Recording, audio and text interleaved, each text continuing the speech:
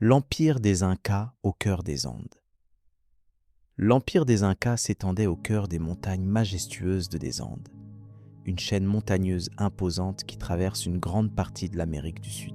Cette civilisation fascinante a émergé dans un environnement à la fois rude et spectaculaire, où les sommets enneigés côtoient des vallées verdoyantes propices à l'agriculture. Comprendre les origines et la géographie de cet empire est essentiel pour saisir toute son importance historique et culturelle. Les Incas ont su façonner un vaste territoire qui s'étendait sur un espace d'une ampleur remarquable, englobant des régions aujourd'hui situées au Pérou, en Équateur, en Bolivie, au Chili et en Argentine. L'histoire débute avec le peuple Inca, originaire de la région du lac Titicaca, un immense lac situé à une altitude élevée. Selon la tradition, l'ancêtre mythique Manco Cápac aurait fondé le royaume Inca au début du XIIIe siècle de notre ère. Cette figure héroïque incarne les premiers efforts d'organisation politique et sociale qui allaient progressivement donner naissance à un empire puissant et unifié. Le dynamisme et la capacité d'adaptation de ce peuple furent les clés de son succès, malgré des débuts modestes comparés à d'autres civilisations contemporaines. La montée en puissance des Incas fut impressionnante. À partir d'un petit village situé autour de Cusco, ils réussirent à unifier de nombreux groupes ethniques et linguistiques grâce à une administration centralisée et une infrastructure remarquable. Le pouvoir de l'Inca, considéré comme un descendant direct du soleil, s'appuyait sur une légitimité divine qui renforçait son autorité. Cette centralisation permit de construire des routes et des systèmes d'irrigation complexes, ainsi que d'imposer un système fiscal efficace qui alimentait l'État et finançait de grandes constructions. Les Incas développèrent également une langue commune, le quechua, qui servait à unifier les multiples peuples sous leur domination. Cette langue facilitait la communication, l'administration et la diffusion des savoirs. En dépit de la diversité culturelle, l'Empire parvint à créer une identité collective forte grâce à un réseau de provinces et de chefs locaux, fidèles à l'Inca. Le système social était rigoureux, organisé autour de la communauté et de la famille élargie, avec des obligations réciproques favorisant la solidarité et le travail collectif. La géographie joua un rôle déterminant dans le développement de cet empire. Les Andes, avec leurs altitudes extrêmes et leurs variations climatiques, nécessitaient des techniques agricoles innovantes. Les Incas mirent au point des terrasses de culture pour exploiter les pentes montagneuses, ainsi que des systèmes d'irrigation sophistiqués pour assurer l'approvisionnement en eau. Ces avancées permirent de multiplier les récoltes et de nourrir une population croissante, témoin d'une organisation sociale avancée et d'une maîtrise ingénieuse de l'environnement naturel. La capitale, Cusco, était le centre névralgique de ce vaste empire. Construite sur un site stratégique, elle servait à la fois de centre administratif, religieux et culturel.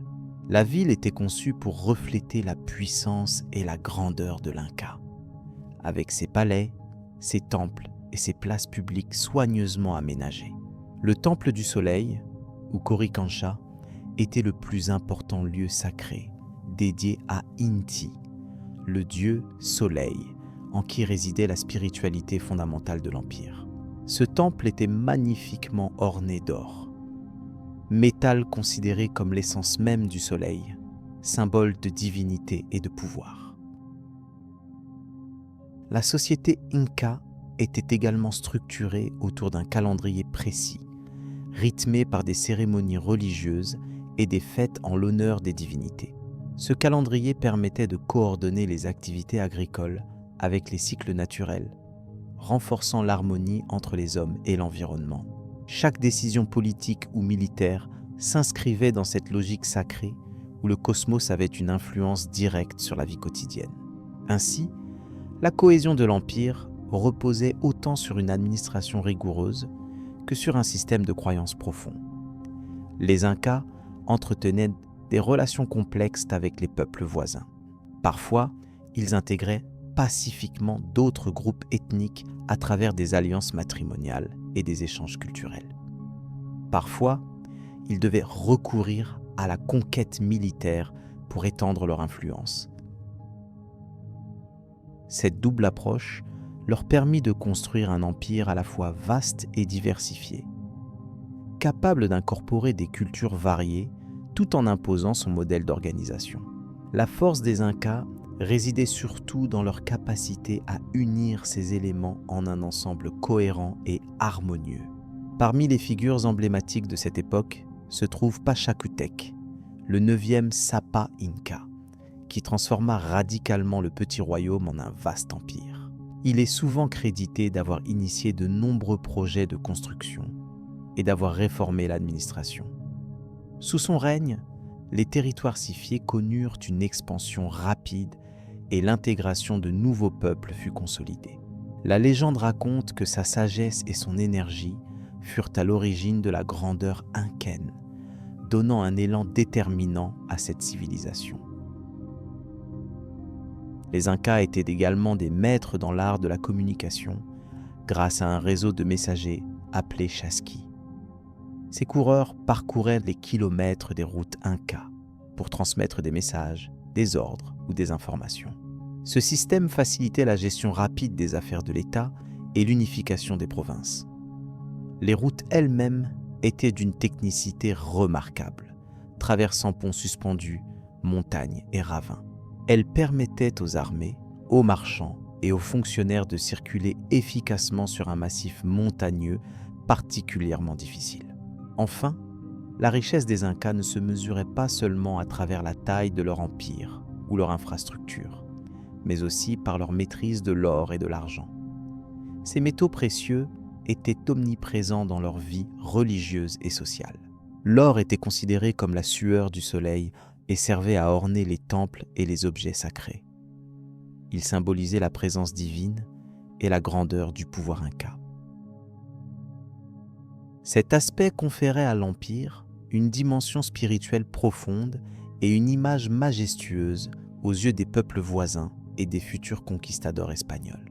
Ainsi, cette introduction à l'Empire Inca révèle une civilisation remarquable qui sut s'imposer dans un environnement naturel complexe grâce à son intelligence, son organisation et sa spiritualité. L'histoire de cette civilisation est un témoignage fascinant de la capacité humaine à s'adapter et à créer un ordre durable. Nous allons maintenant plonger plus profondément dans la richesse culturelle, religieuse et architecturale de l'Empire, en explorant les trésors cachés de ces temples et la symbolique puissante qui accompagnait leur adoration du soleil. La société Inca et son organisation. Bienvenue dans ce voyage paisible au cœur de l'Empire Inca, où chaque détail de la société reflète une organisation complexe et réfléchie. La civilisation Inca ne se limite pas à ses célèbres temples et à son or resplendissant, mais elle se distingue aussi par une structure sociale soigneusement élaborée qui assurait la stabilité et la prospérité de l'Empire. Au sommet de cette pyramide sociale se trouvait l'Inca, considéré comme un descendant direct du dieu Soleil. Ce rôle divin conférait à l'Inca une autorité absolue sur l'ensemble de ses sujets. Le souverain exerçait un pouvoir à la fois politique, militaire et religieux, incarnant l'unité du peuple Inca sous son commandement. La légitimité de son règne reposait sur cette croyance fondamentale, créant un lien sacré entre l'homme et le cosmos. Juste en dessous de l'Inca apparaissait une aristocratie composée de membres de la famille royale, des nobles et des chefs militaires. Ces classes privilégiées jouaient un rôle essentiel dans la gestion quotidienne de l'Empire. Ils conseillaient le souverain, administraient les provinces et guidaient les armées lors des campagnes d'expansion. Leur formation rigoureuse incluait l'apprentissage des traditions, des rituels religieux et des connaissances techniques fondamentales pour gouverner efficacement. La société Inca comprenait aussi une vaste classe de fonctionnaires chargés de collecter les impôts, d'organiser la production agricole et de superviser les travaux publics telles que la construction de routes ou d'irrigation.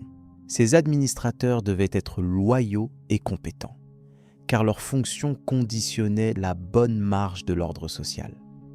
Une organisation hiérarchique stricte assurait à la fois discipline et efficacité au sein de cet appareil administratif. Par ailleurs, les artisans, dont les orfèvres, les potiers et les tisserands, occupaient une place importante dans cette société. Leur savoir-faire était reconnu et souvent transmis sur plusieurs générations. Grâce à leur travail, les objets en or et en argent, ainsi que les textiles riches en couleurs, devenaient des symboles de pouvoir et de prestige. Ces biens matériels étaient fréquemment utilisés lors de cérémonies ou offerts comme cadeaux diplomatiques. Les agriculteurs formaient soit la plus grande partie de la population. Leur tâche essentielle était d'assurer la sécurité alimentaire de l'Empire. Ils exploitaient des terrasses aménagées sur les versants montagneux pour cultiver diverses plantes comme la pomme de terre, le maïs et diverses légumineuses. Par un système de rotation et d'irrigation perfectionné, ils maintenaient la fertilité des sols. Leurs efforts soutenaient le mode de vie des classes supérieures tout en garantissant l'équilibre économique. Le travail était organisé collectivement sous forme de mita, un système de corvée obligatoire pour tous les hommes en âge de travailler. Cette organisation garantissait la réalisation des grands projets publics, comme la construction des routes incas, des ponts suspendus et des fortifications. Chaque communauté fournissait un certain nombre d'hommes pour les différents chantiers, en alternance, ce qui assurait la cohésion sociale et l'engagement de tous envers l'Empire. Le rôle des femmes était aussi bien explicitement défini. Elles prenaient en charge les travaux domestiques, la préparation des aliments et la réalisation de textiles. Certaines femmes issues de l'élite, comme les mamakuna, étaient consacrées au culte religieux. Elles vivaient dans des couvents appelés aklas, où elles produisaient des tissus précieux et participaient aux cérémonies en l'honneur du soleil et d'autres divinités. Ces femmes jouaient un rôle spirituel qui renforçait la légitimité du pouvoir impérial. Au-delà des classes sociales, une organisation territoriale complexe divisait l'empire en plusieurs secteurs. Chaque province était dirigée par un gouverneur nommé par l'Inca. Ses représentants respectaient les coutumes locales tout en veillant à l'application des lois impériales. Ils étaient responsables de la collecte des tribus, de la mobilisation des ressources et de la surveillance des populations. Cette gestion décentralisée permettait une administration efficace sur des millions de kilomètres carrés. Le système de communication des Incas était d'ailleurs étroitement lié à leur gouvernance. Le réseau de routes impressionnait par son étendue et sa robustesse. Il permettait aux messagers, appelés chasqui, de transmettre rapidement les informations à travers l'Empire. Ces hommes aguerris couraient sur des relais, transportant des messages codés à l'aide de quipus, des dispositifs composés de cordelettes nouées formant un langage numérique.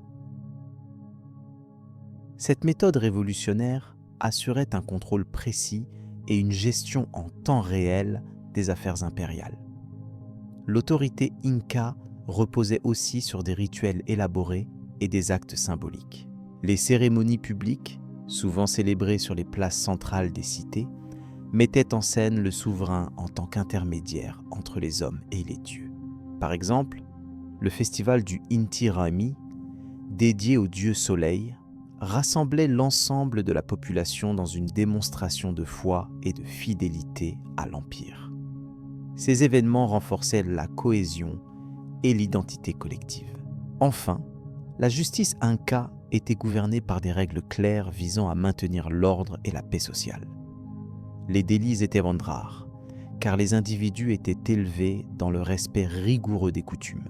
Les peines variaient en fonction de la gravité des infractions et pouvaient aller de la restitution à la sanction plus sévère. Les juges, désignés par l'État, veillaient à appliquer les normes avec impartialité. Ce système favorisait une coexistence harmonieuse malgré la diversité des peuples intégrés. Ainsi, La société Inca, avec ses multiples strates et ses responsabilités définies, formait un ensemble cohérent et efficace. Ce modèle complexe, fondé sur la religion, la discipline et la solidarité, expliquait la puissance de cet empire qui rayonnait bien au-delà des Andes. Le lien sacré entre la terre, le soleil et la communauté dessinait un horizon où chaque individu trouvait sa place. Dans le prochain récit, nous partirons à la découverte des merveilles architecturales et des temples majestueux qui témoignent de cette grandeur. L'importance du symbolisme solaire et la réalisation des sites sacrés révéleront un autre visage fascinant de l'Empire Inca. La religion Inca et le culte du soleil. Le soleil occupait la place la plus sacrée dans la spiritualité de l'Empire Inca, véritable centre de leur univers religieux et culturel. Selon leurs croyances, Inti, la divinité solaire, était le père des Incas, une source de lumière, de chaleur et de vie. Chaque matin, son réveil symbolisait le renouveau et l'énergie nécessaire à la survie du peuple et à la prospérité des récoltes.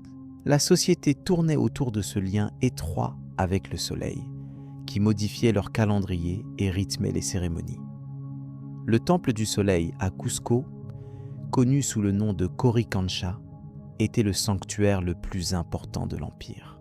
Ses murs, recouverts de plaques d'or pur, captaient la lumière de l'astre, projetant une atmosphère de révérence et de puissance divine. Ce lieu servait à la fois de lieu de culte, d'observatoire astronomique et de centre de décision religieuse. Seuls les prêtres spécialisés, sous le commandement du grand prêtre ou Wilakumu, étaient autorisés à pénétrer dans les parties les plus secrètes. Lors des solstices d'hiver et d'été, les Incas organisaient des cérémonies grandioses pour honorer Inti. Des offrandes précieuses, telles que des tissus, des objets en or et même des animaux, étaient présentés pour assurer la bénédiction du soleil sur les terres agricoles. Ces rituels étaient accompagnés de chants et de danses destinés à attirer la faveur divine. La fête du Inti Raymi, ou fête du soleil, est encore aujourd'hui une célébration importante dans certaines régions des Andes, témoignant de ce lien ancestral. L'empereur Inca, considéré comme le fils du soleil, jouait un rôle central dans ces cérémonies. Son statut sacré justifiait son pouvoir absolu et son rôle d'intermédiaire avec les dieux. Chacun de ses gestes était soigneusement codifié, renforçant l'idée d'une divinité terrestre œuvrant pour le bien de l'Empire. Ainsi, son visage illuminé par l'or symbolisait la lumière solaire et la pureté divine, faisant de lui bien plus qu'un simple souverain. D'autres divinités importantes complétaient ce panthéon solaire. Mamakila, la déesse de la lune et épouse d'Inti, était vénérée comme protectrice des femmes et des enfants. Pachamama, la terre-mère, occupait également une place essentielle, garantissant la fertilité des sols et la prospérité des récoltes. Cette harmonie entre le ciel, la terre et les astres témoignait d'une vision cosmique où chaque élément jouait un rôle interdépendant. Au-delà des grands temples, de nombreux sites répartis dans l'Empire étaient dédiés au culte du soleil. Les Incas construisaient des observatoires solaires, appelés Suc, permettant de suivre le mouvement de l'astre sur l'horizon. Ces installations renforçaient leur maîtrise du temps et des saisons, élément vital pour l'agriculture. La précision de ces observations rivalisait avec celle des grandes civilisations anciennes, démontrant leur connaissance approfondie en astronomie. La symbolique solaire se retrouvait aussi dans l'art et l'architecture. Les motifs en forme de rayons et de disques apparaissaient sur les textiles, les céramiques et même les armures cérémonielles. Les innombrables objets en or, principalement réservés à l'élite, représentaient la lumière divine et la richesse spirituelle. Chaque création portait l'empreinte d'une croyance profonde, où la matière et le sacré se confondaient subtilement. Au quotidien, la population participait indirectement à ce culte solaire. Les agriculteurs respectaient le calendrier basé sur les solstices et les équinoxes, synchronisant leurs semailles et récoltes avec le cycle solaire. Les communautés rendaient hommage au soleil par des offrandes simples, comme des feuilles de coca, un geste empreint de gratitude et de respect. Ce lien intime avec la nature et le cosmos nourrissait leur identité et leur survie. La spiritualité inca définissait une société où chaque individu ressentait la présence bienveillante d'Inti. Ce dieu solaire ne se limitait pas à la lumière physique, il incarnait aussi la force morale et la justice. Les lois imposées par l'empereur s'appuyaient sur cette croyance en l'équilibre cosmique, soulignant l'obligation de vivre en harmonie avec les autres et l'environnement. Ainsi, le soleil guidait à la fois la foi et la sagesse. L'importance de la religion solaire se manifeste par la manière dont les Incas organisaient leurs villages et villes. Cusco, la capitale, était conçue en forme de puma, un animal sacré avec le coricancha au centre, reflet de la place centrale d'Inti dans la vie politique et spirituelle. Chaque quartier, chaque place publique respectait les directions cardinales, symbolisant l'ordre cosmique sous l'égide du soleil. Cette architecture reflétait une philosophie d'équilibre et de contrôle. L'éducation des enfants comprenait l'apprentissage des rituels solaires et des récits mythologiques. Les plus jeunes recevaient des histoires sur la création du monde par Inti et sur les exploits du premier empereur Manco Cápac, considéré comme envoyé du soleil. Ces contes initiaient à la fois à la morale, à la culture ancestrale et à la place accordée au divin. Ce savoir oral se transmettait avec soin, assurant la pérennité des croyances incas. Les prêtres solaires occupaient une fonction sociale capitale. Ils étaient les gardiens du savoir sacré, des calendriers et des cérémonies. Leur formation rigoureuse durait plusieurs années, incluant l'étude des astres, des plantes médicinales et des chants rituels. Ils assuraient également l'interprétation des présages, guidant les décisions importantes de l'empereur et des chefs locaux. Leur rôle renforçait la cohésion entre le pouvoir politique et religieux. Dans certaines festivités particulièrement solennelles, comme Inti Raymi, des sacrifices rituels étaient pratiqués pour garantir la protection divine. Ces offrandes comprenaient parfois des lamas ou des cochons d'Inde, symboles de pureté et d'abondance. Les corps des victimes étaient traités avec un respect méticuleux, démontrant que ce sacrifice ne signifiait pas la destruction, mais la transformation et le passage vers une autre forme de vie. Ces rites renforçaient le lien entre les hommes et les dieux. L'or, matériau sacré associé à Inti, n'était pas un simple symbole de richesse matérielle. Pour les Incas, il représentait la sueur du soleil, une manifestation tangible de sa présence sur Terre. Les artisans de Cusco limitaient son usage aux objets rituels et à la décoration des temples, évitant tout gaspillage. Cette modération illustrait la dimension spirituelle de l'or, qui transcendait la simple valeur économique pour devenir un vecteur sacré. Avec le temps, le culte solaire influença également la diplomatie et les conquêtes. L'empereur envoyait des ambassadeurs portant des objets en or lors des négociations, signe de puissance divine et d'autorité. La propagation du culte d'Inti devait affirmer l'unité spirituelle de l'Empire, renforçant le lien entre les peuples conquis et la dynastie Inca. La religion servait ainsi d'outil politique, consolidant la domination par une foi partagée. L'importance de la lumière solaire se traduisait dans la répartition des tâches au sein de la société. Certains clans avaient des responsabilités religieuses liées au culte d'Inti, tandis que d'autres se consacraient à la gestion agricole sous l'œil bienveillant du soleil. Cette organisation sociale harmonieuse trouvait son fondement dans la croyance que chaque rôle contribua à l'équilibre universel dicté par les astres. L'ordre social reflétait donc l'ordre cosmique. Enfin, les dernières années de l'empire Inca virent la conjugaison de cet héritage religieux avec les influences extérieures. Malgré l'arrivée des conquistadors, le culte du soleil subsista dans les populations andines, s'adaptant parfois en secret ou se mêlant aux idées chrétiennes. Cette persistance témoigne de la force d'une foi profondément enracinée, qui, malgré les bouleversements historiques, continue d'inspirer et d'orienter les cultures des Andes jusqu'à aujourd'hui. En quittant cette évocation du culte solaire chez les Incas, nous allons maintenant explorer comment leur maîtrise de l'architecture et de la construction s'est inscrite dans ce même cadre spirituel, façonnant les temples et les cités selon des principes sacrés très précis pour construire un lien tangible entre ciel et terre. Les temples sacrés et leur architecture.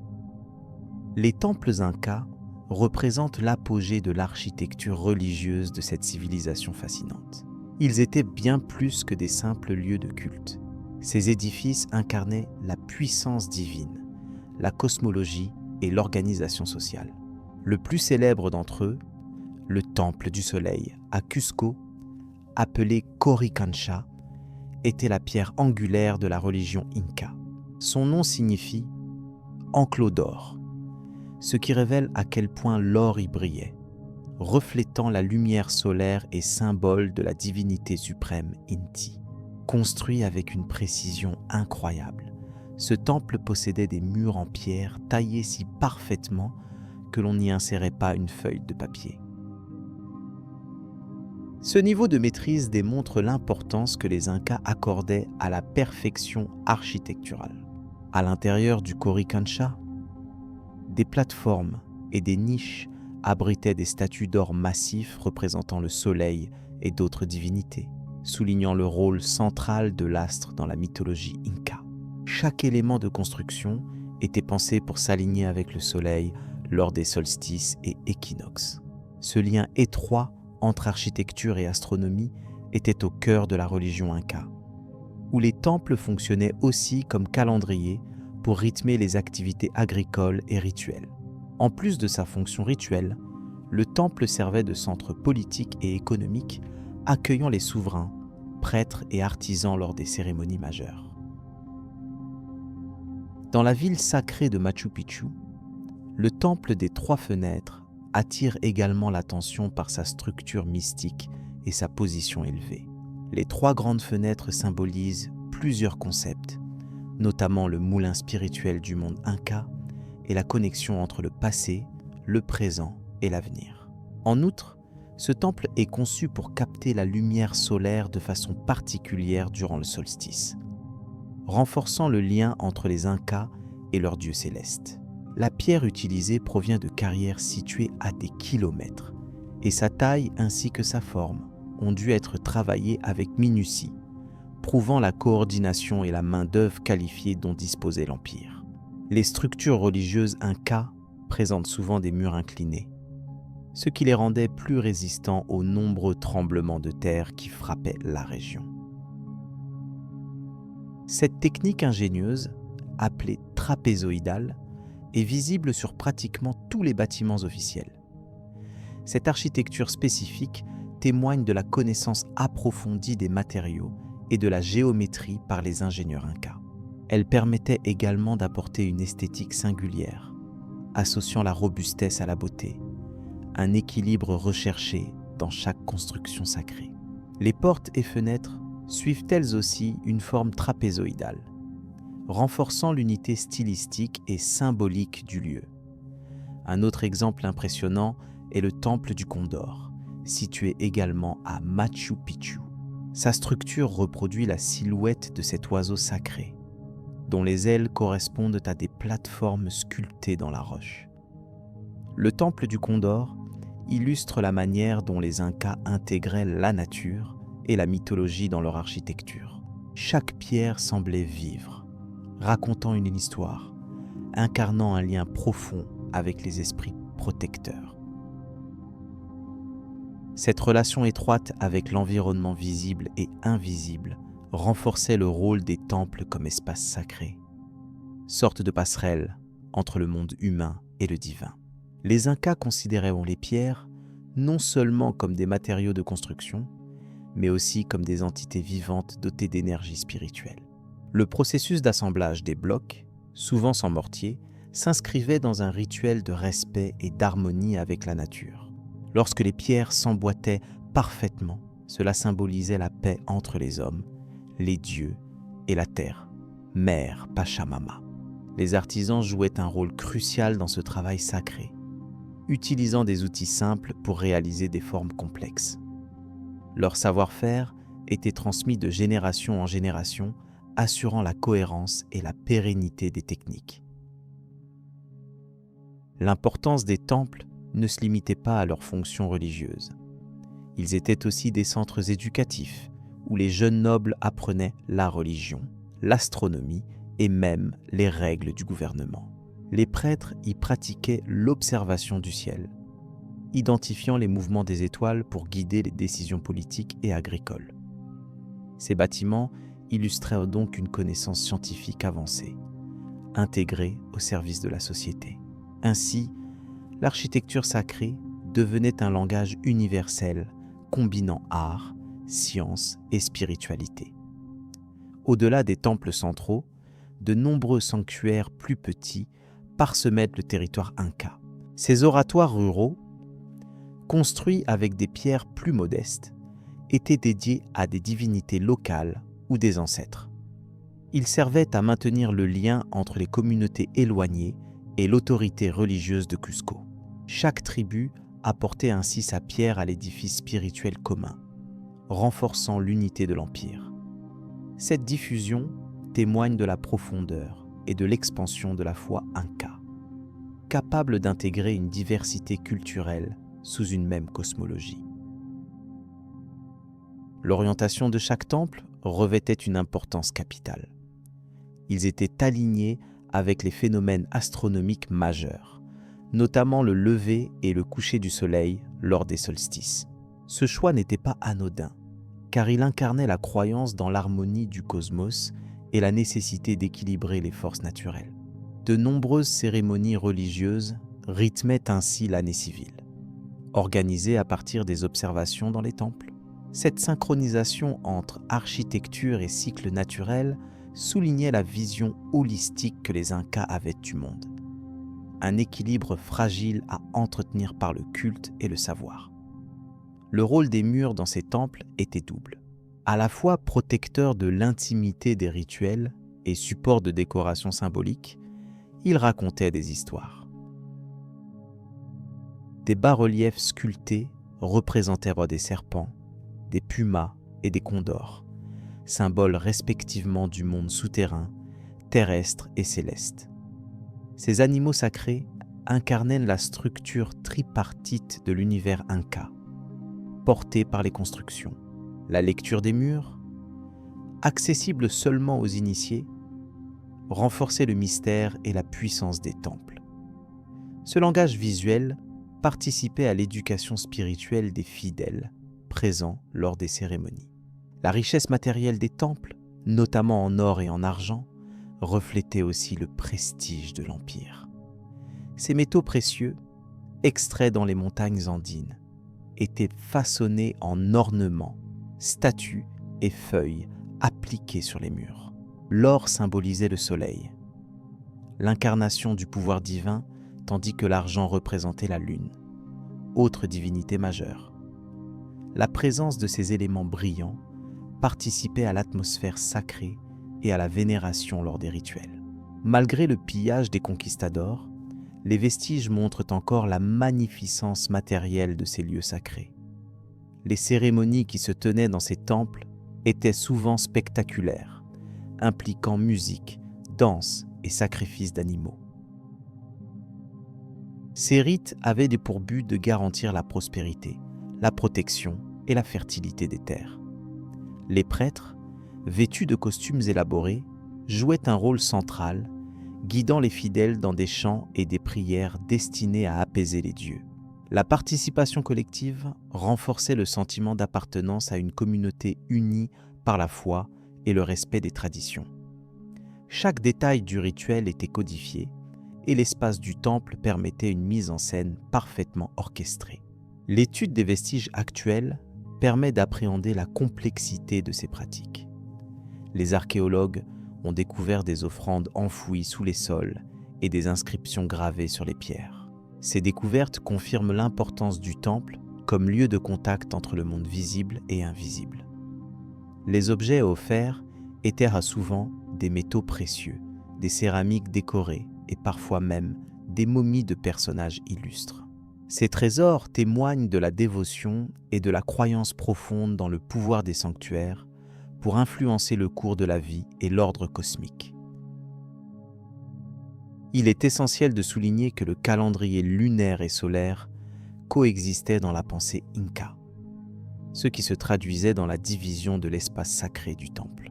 Certaines pièces étaient dédiées à la pleine lune, considérée comme une force féminine et fertilisante, tandis que d'autres honoraient le soleil, source de puissance et de vie. Cette dualité, reflétée dans l'architecture, illustrait l'équilibre des opposés, un thème récurrent dans la philosophie andine. Le temple devenait ainsi un microcosme où s'exprimait l'unité harmonieuse des forces naturelles. Les souverains incas eux-mêmes participaient aux cérémonies dans les temples, affirmant ainsi leur légitimité divine. Le pouvoir politique et religieux étaient indissociables. Par exemple, l'Inca Pachacuti, responsable de nombreuses constructions sacrées, utilisait les rituels pour renforcer son autorité. Son rôle de médiateur entre les dieux et les hommes passait par ces espaces sacrés où il apparaissait comme l'élu du soleil. L'architecture monumentale constituait à la fois un message de puissance et un outil de gouvernance, consolidant l'ordre impérial. En conclusion, les temples incas sont bien plus que de simples constructions. Ils sont le reflet d'une civilisation où le sacré, la nature et le pouvoir s'entremêlaient parfaitement. Chaque pierre, chaque ouverture, chaque orientation portait une signification dévoilant l'univers complexe et riche des Incas. Ce réseau de sanctuaires témoignait de leur capacité à créer une harmonie entre les hommes et les forces cosmiques. Cette compréhension profonde continue d'émerveiller et d'inspirer nos études modernes, préparant ainsi la voie à la découverte de l'étape suivante de ce récit passionnant. L'or sacré des Incas. Bienvenue dans ce voyage paisible à travers l'histoire fascinante de l'empire des Incas, où l'or occupait une place sacrée unique, bien au-delà de sa simple valeur matérielle. Dans la cosmologie inca, l'or était considéré comme la chair du soleil, ce qui en faisait un élément fondamental, tant dans le domaine religieux que dans la vie quotidienne. Cet éclat précieux symbolisait l'énergie divine, reliant les hommes au cosmos et aux ancêtres à travers des rituels et des offrandes minutieusement réalisées. Les artisans incas, maîtrisant des techniques avancées, transformaient ce métal en objet d'une beauté et d'une précision remarquables. Chaque pièce, qu'il s'agisse de pectoraux, de masques, de statuettes ou de bijoux, était conçue non seulement pour orner, mais surtout pour servir de lien tangible entre l'empereur, les prêtres et la divinité solaire Inti. Ces objets, souvent travaillés à partir d'or pur ou ornés de pierres semi-précieuses, étaient des témoins d'une spiritualité profonde et d'un pouvoir politique consolidé. La fabrication de ces objets en or impliquait des méthodes complexes telles que la ciselure, le martelage et le filigrane, maîtrisées par des orfèvres formés dès leur plus jeune âge. Les artisans, âgés et respectés, travaillaient dans des ateliers situés à proximité des centres cérémoniels, où les connaissances sacrées se transmettaient de génération en génération. Le temps consacré à ces créations pouvait durer plusieurs mois, reflétant l'importance que chaque pièce revêtait dans le rituel et la société. À travers ces objets, l'or devenait un langage visuel et spirituel. Lors des grandes célébrations, comme l'Inti Raymi, fête du soleil, les prêtres et l'empereur se parrainent d'or pour symboliser l'union avec le divin. Chaque ornement servait à canaliser l'énergie sacrée et à assurer la prospérité du peuple. L'or était également utilisé dans les offrandes aux montagnes sacrées, considérés comme des esprits bienveillants, renforçant ainsi le lien entre la terre, le ciel et les hommes. Cette richesse éclatante ne se limitait pas aux cérémonies. Les souverains incas, appelés Sapa Inca, portaient des insignes en or qui affirmaient leur autorité incontestée. Ils détenaient des diadèmes, des bâtons de commandement et des plaques d'or, symboles visibles d'un pouvoir divin héréditaire.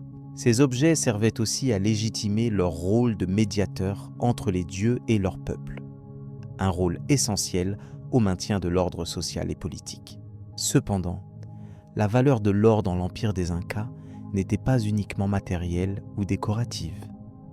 Elle traduisait une vision du monde où le sacré imprégnait tous les aspects de la vie. L'or était un pont entre le monde humain et l'univers spirituel, un moyen d'exprimer gratitude, respect et soumission aux lois cosmiques. Les Incas croyaient que leur prospérité dépendait de leur capacité à honorer le soleil à travers ses manifestations tangibles. L'importance de l'or dans la société inca a également influencé son économie. Bien que les Incas n'utilisaient pas l'or comme monnaie au sens classique, sa circulation symbolique à travers les cadeaux et les tribus renforçait les alliances et la cohésion entre les différentes communautés de l'Empire. Ce métal précieux était ainsi un outil diplomatique qui facilitait la paix et l'intégration des peuples conquis.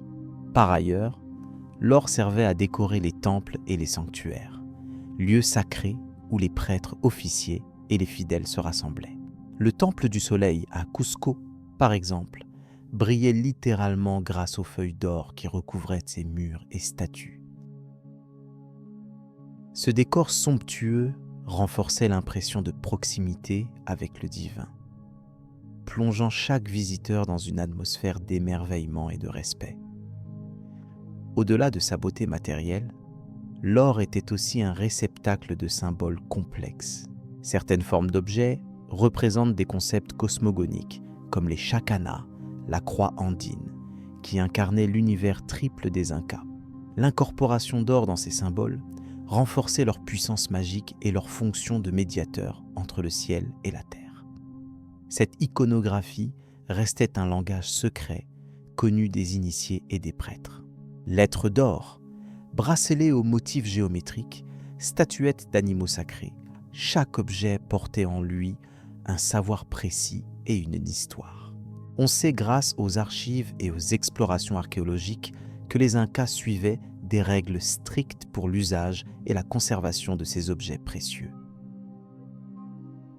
Certains étaient enterrés avec les plus grands dignitaires, accompagnant leur voyage vers l'au-delà et témoignant de la continuité de la spiritualité dans la mort.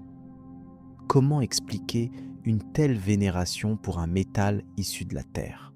La réponse réside aussi dans la géographie des Andes, riche en filons d'or exploités depuis des siècles. Cette abondance imposait un usage respectueux et symbolique, loin du gaspillage. L'or servait à magnifier la nature et à exprimer une relation équilibrée entre l'homme et son environnement, fondée sur le respect des forces naturelles. Alors que le temps avançait, cette richesse en or a attiré l'attention des conquistadors espagnols, fascinés et avides de récupérer ce trésor. Mais pour les Incas, cet or sacré demeurait au cœur de leur spiritualité et de leur identité culturelle. La perte de ces objets fut aussi une perte de lien avec le divin, marquant un tournant décisif dans l'histoire de leur civilisation. À travers ces réflexions, nous percevons que l'or dans l'Empire Inca n'était pas seulement un métal précieux, mais un élément central d'une vision du monde riche et cohérente, un support matériel chargé de sens spirituel et social. Ce lien intime entre or, pouvoir et sacré nourrit une compréhension plus profonde de cette civilisation extraordinaire. Nous finirons cette exploration en découvrant comment ces croyances et ces savoir-faire se traduisent dans l'architecture des temples et la marche du soleil dans le calendrier inca, éléments qui sculptaient le quotidien de cet empire fascinant. Le chemin du soleil et les routes incas. Bienvenue dans ce récit apaisant sur l'empire des Incas. une civilisation fascinante par ses exploits ingénieux et sa maîtrise du territoire. Aujourd'hui, nous allons plonger dans l'immensité du réseau routier que les Incas ont construit, communément appelé le chemin du soleil. Ce système exceptionnel a permis l'unification progressive d'un empire tentaculaire en facilitant la communication, le transport et la cohésion entre des peuples très divers. Le chemin du soleil, ou Capacñan en langue quechua, s'étendait sur plusieurs milliers de kilomètres à travers des environnements variés comme les hautes montagnes andines, les vallées fertiles et même les déserts arides. Cette voie principale servait à relier Cusco, le cœur spirituel et politique de l'Empire, à toutes les provinces éloignées où vivaient des millions de personnes. Chaque segment de route était minutieusement tracé pour éviter les pentes trop abruptes, utilisant des escaliers et des ponts suspendus pour franchir les obstacles naturels. Le réseau n'était pas seulement un chemin, mais un véritable système logistique. Le long de ces routes, des tambours étaient aménagés, ce qui signifie station de repos. Ces espaces offraient nourriture, hébergement et soins aux messagers et aux voyageurs. Les messagers appelés chasqui étaient des coureurs très entraînés qui se relayaient pour transmettre des messages impériaux avec une rapidité remarquable. Grâce à eux, les nouvelles et les ordres circulaient efficacement, consolidant la gouvernance centralisée de l'Empire.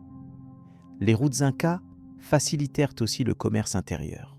Les marchands et artisans parcouraient ces sentiers pour échanger des produits rares. On transportait notamment du maïs, des pommes de terre, du quinoa, ainsi que des objets d'artisanat en or, argent ou céramique. Ce commerce contribua à l'épanouissement économique local et renforce l'impression de solidarité à l'échelle de l'Empire. Il ne faut pas oublier le rôle des routes dans le domaine militaire. Elles permettaient un déploiement rapide des troupes en cas de conflit, assurant ainsi la défense des frontières et la maîtrise des territoires annexés. Construire et entretenir ce réseau était une tâche colossale. L'État inca mobilisait des milliers d'ouvriers dans le cadre du MITA, un système de travail obligatoire. Ces travailleurs qualifiés creusèrent des fondations, posaient des pierres taillées avec précision et développaient des techniques avancées pour assurer la stabilité des ouvrages sur des terrains souvent inhospitaliers. Certains ponts de cordes suspendus, encore utilisés dans des zones reculées, témoignent de la pérennité et de la créativité ingénieuse inca. La précision architecturale des routes surprend. On retrouve des lignes presque parfaitement droites sur des centaines de mètres. Une réalisation impressionnante sans instruments modernes de mesure. Le revêtement était aussi pensé pour durer. Pierres compactes et drainage intelligent servaient à prévenir l'érosion et les dégâts liés aux pluies diluviennes. Cette durabilité explique en partie pourquoi des fragments du chemin du soleil sont encore visibles aujourd'hui et pourquoi il est classé au patrimoine mondial. Les différentes zones climatiques traversées par le réseau routier imposaient aux Incas une organisation soignée. Par exemple, les routes des Hautes-Andes atteignaient des altitudes supérieures à 4000 mètres où le froid intense rendait la construction et la circulation particulièrement difficiles. Les ingénieurs adaptèrent leurs méthodes selon les conditions locales, intégrant des éléments naturels pour sécuriser les passages. Cela démontre leur capacité d'innovation et d'adaptation à une géographie complexe. Outre la fonction pratique, les routes incas avaient aussi une dimension symbolique. Elles représentaient le lien sacré entre l'homme et le soleil, symbole divin central dans la religion inca.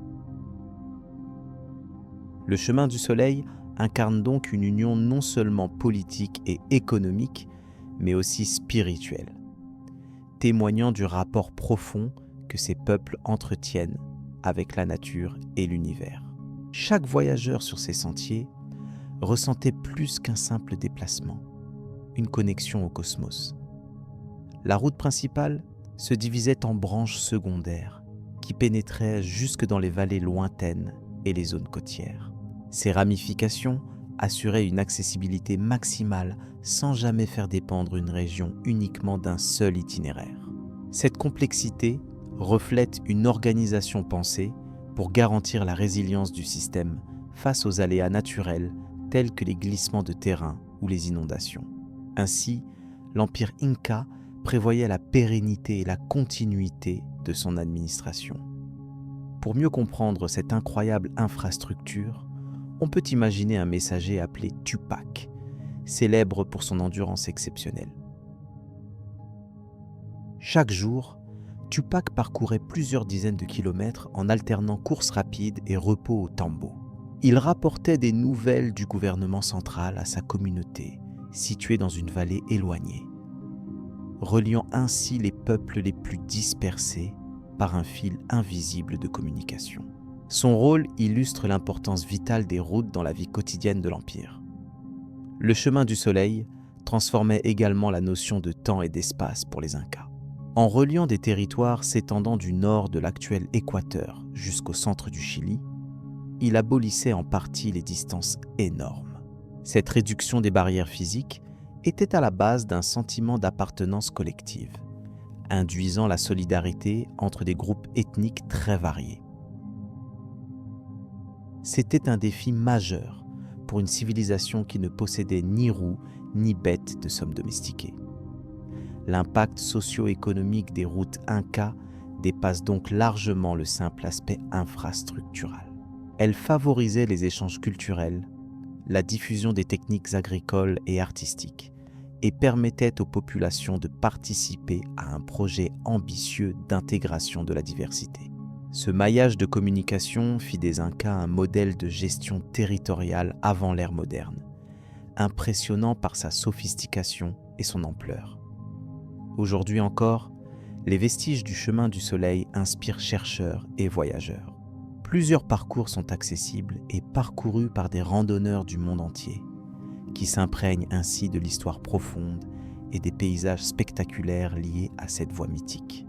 Le mélange d'efforts humains et de nature sauvage confère à ces chemins une atmosphère particulière, mêlant aventure et mémoire ancestrale. L'Empire des Incas continue ainsi de vivre à travers ces routes. Au-delà de la route, l'influence du chemin du soleil concerne aussi la religion et la culture. Les cérémonies rituelles accompagnaient souvent les voyages, notamment lors des fêtes en l'honneur du soleil, Inti, divinité suprême. Les pèlerins et fonctionnaires parcouraient parfois ces voies pour se rendre dans les temples sacrés, contribuant à la diffusion d'un même système de croyances et renforçant l'homogénéité spirituelle de l'Empire. Les outils utilisés pour entretenir ce réseau étaient simples mais intelligents. Les Incas disposaient de pioches, de haches en pierre et de cordes robustes. Leur maîtrise de la main-d'œuvre et leur système de corvées permettaient d'organiser des campagnes régulières de réparation et de nettoyage. L'implication collective allait bien au-delà des besoins quotidiens, incarnant un engagement communautaire fondamental qui participait à la cohésion de la société Inca. L'étude archéologique du chemin du soleil ont révélé de nombreux aspects surprenants. Par exemple, les analyses de matériaux montrent que certaines pierres utilisées provenaient de carrières situées à des distances considérables.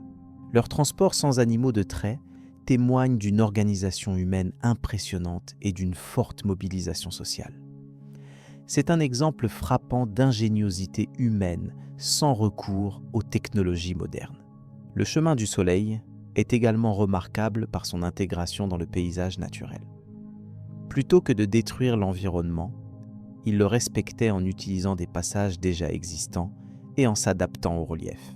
Cette harmonisation explique la durabilité du système et la capacité des populations contemporaines à continuer d'utiliser ces trajets dans certaines régions montagneuses reculées, prouvant leur pertinence. Les communautés locales, héritières de la civilisation Inca, continuent de perpétuer certaines pratiques liées à ces routes. Par exemple, des fêtes traditionnelles sont encore organisées le long de certains segments pour honorer le soleil et les ancêtres. Cette dimension vivante du chemin du soleil illustre la continuité culturelle qui dépasse le simple aspect matériel, nourrissant l'identité des peuples andins jusqu'à nos jours. Ainsi, après avoir exploré les origines, la construction et le rôle multifonctionnel de ce vaste réseau routier, nous sommes prêts à découvrir l'importance des temples et lieux sacrés qui jalonnaient ces chemins. La prochaine partie de notre voyage nous emmènera au cœur des sanctuaires où se mêlaient pouvoir politique et mystique solaire, révélant une autre facette essentielle de la grandeur de l'empire des Incas. La technique Inca dans l'agriculture et l'irrigation. Bienvenue dans ce récit consacré à l'innovation agricole de la civilisation Inca, une étape majeure dans la maîtrise de leur environnement. Les Incas ont développé des techniques complexes et ingénieuses qui ont permis de transformer des terrains escarpés en terres fertiles, capables de soutenir une population considérable dans les Andes. L'une des méthodes les plus impressionnantes est celle des terrasses, appelées andens. Ces surfaces agricoles construites en paliers suivent la déclivité naturelle des montagnes et optimisent l'utilisation de l'espace. Chaque terrasse possède un mur de pierre sec qui retient la terre, prévient l'érosion et améliore le drainage. Ces installations compliquées demandent un savoir-faire architectural précis pour assurer leur stabilité sur des pentes abruptes.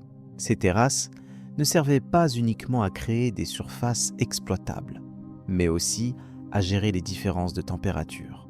Les murs de pierre accumulent la chaleur durant la journée et la restituent la nuit aux cultures, protégeant ainsi les plantes dégelées. Cette adaptation thermique naturelle permet de cultiver des variétés sensibles dans un environnement montagneux rude.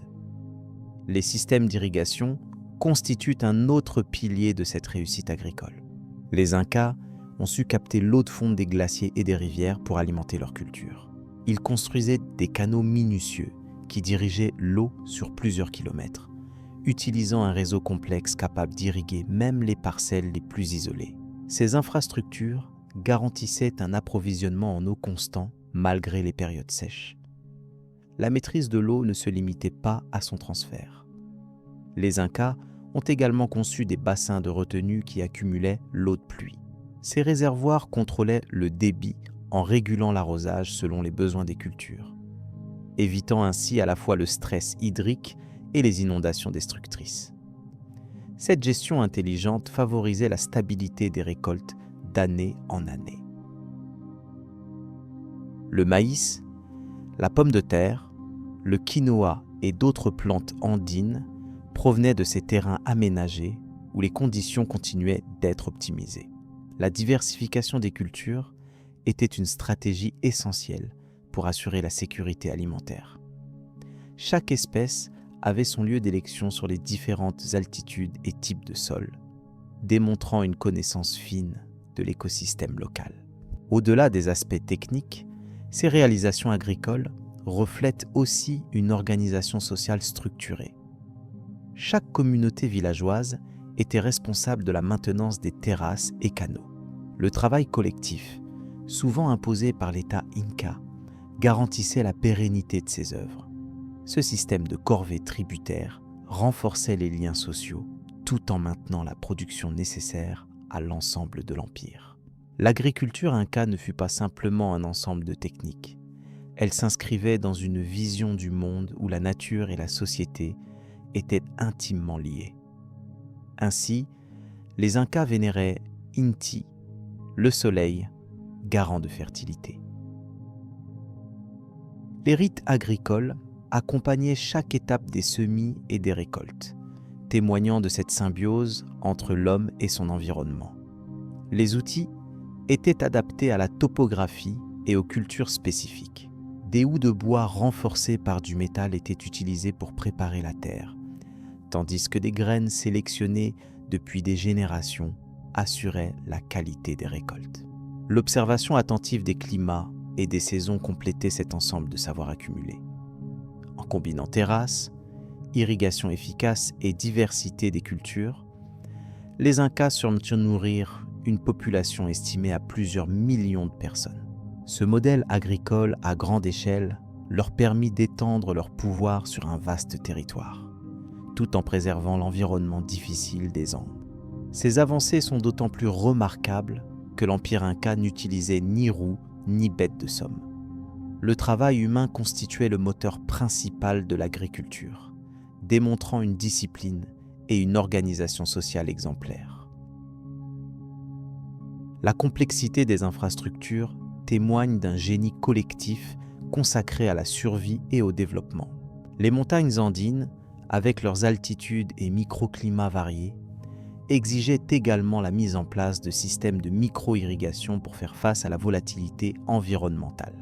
Les Incas surent exploiter chaque cours d'eau et capturer l'humidité ambiante dans leurs terrasses, améliorant la capacité de rétention d'eau des sols.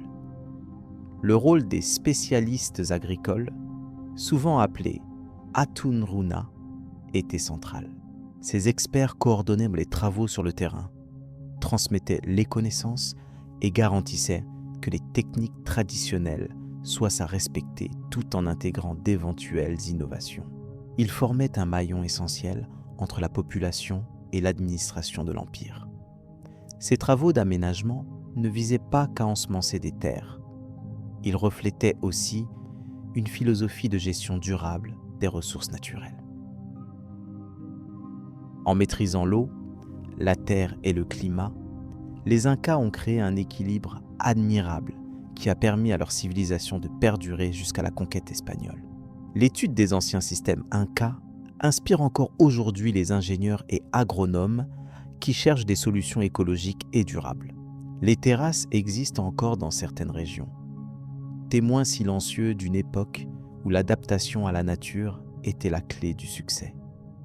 Leur héritage reste un exemple impressionnant d'ingéniosité humaine. Le réseau d'irrigation et les terrasses représentaient un véritable réseau vivant où chaque élément interagissait avec les autres. Ce système intégral, bien que très ancien, fonctionne selon des principes qui sont toujours enseignés dans les écoles d'agriculture moderne. Le génie Inca réside dans cette capacité à créer un système cohérent et efficace durable. Leurs innovations ont contribué à stabiliser les rendements agricoles et à réduire les risques de famine qui pouvaient autrement menacer l'Empire. Cette sécurité alimentaire a permis de soutenir une armée nombreuse et une administration centralisée qui contrôlait des territoires vastes et variés. Les techniques de conservation des sols et de fertilisation ont également joué un rôle. Les Incas employaient des pratiques telles que l'association de cultures et l'utilisation de matières organiques pour enrichir la terre. La rotation des cultures et les soins apportés au sol préservaient la productivité à long terme. Il faut noter que ces systèmes agricoles n'étaient pas isolés. Ils s'inséraient dans un ensemble plus vaste comprenant le commerce, l'artisanat et la spiritualité. Chaque aspect de la vie inca était relié, illustrant une harmonie complexe entre développement humain et respect de la nature. La parfaite intégration de ces techniques avec le relief montagneux témoigne d'une profonde connaissance géographique et environnementale. Les ingénieurs incas maîtrisaient le moindre détail topographique, ce qui leur permettait de construire des aménagements solides et efficaces malgré les défis naturels. La gestion de l'eau était essentielle, surtout dans un contexte où les précipitations étaient irrégulières. Les systèmes de prélèvement, de régulation et de distribution s'adaptaient à ces contraintes, garantissant une irrigation précise qui optimisait la croissance des plantes sans gaspillage. Les maçons incas, spécialisés dans la construction des terrasses, utilisaient des techniques qui assuraient la durabilité sur plusieurs siècles. L'emboîtement précis des pierres résistant aux tremblements de terre est encore étudié de nos jours, preuve de la qualité exceptionnelle de leur travail. En plus des aspects purement techniques, ces travaux reflétaient une vision collective de la société. La corvée, appelée mita, impliquait la participation régulière des communautés, instaurant un lien profond entre les habitants et la terre qu'ils cultivaient. Ce lien renforçait la cohésion sociale et la pérennité du système. Chaque ravin, chaque pente était mise en valeur, grâce à ces aménagements qui créaient un panorama d'agriculture étagée, mêlant utilité et beauté.